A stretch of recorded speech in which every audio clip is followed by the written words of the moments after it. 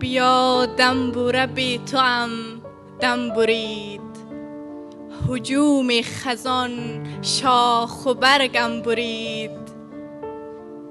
ز آتش تبی ارغوانی بیار، کهن نغمه بامیانی بیار. که تا سرد هم قصه نام و ننگ، بسوزم رگو ریشه خار و سنگ، بسوزم رگو ریشه خار و سنگ.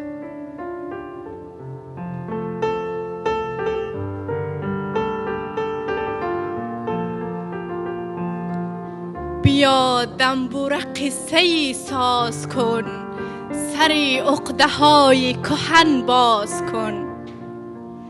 بخوان مقطعی از بهار و خزان، به اسطوره کوی چل دختران، به اسطوره کوی چل دختران.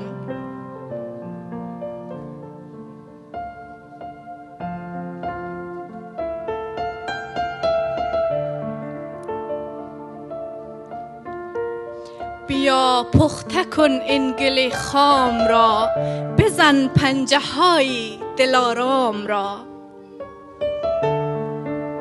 چو شبگرد آهنگ نابودیت، برآور ز دل لحنی داودیت، برآور ز دل لحنی داودیت.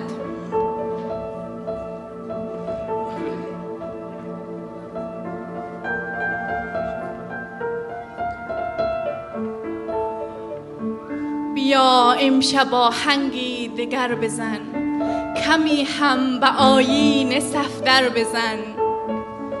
بزن تا دو دست ریا رو شود، که ایمان من آهنین خو شود. من امشب ز رنگ و ریا خسته ام، ز تسبیح و تیغ و طلا خسته ام. من این زهر از جام دین خورده ام، ز فتوی فروشان کمین خورده ام.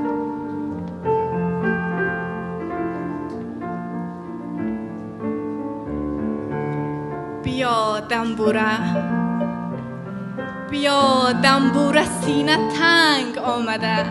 شب این بار با 7 رنگ آمده.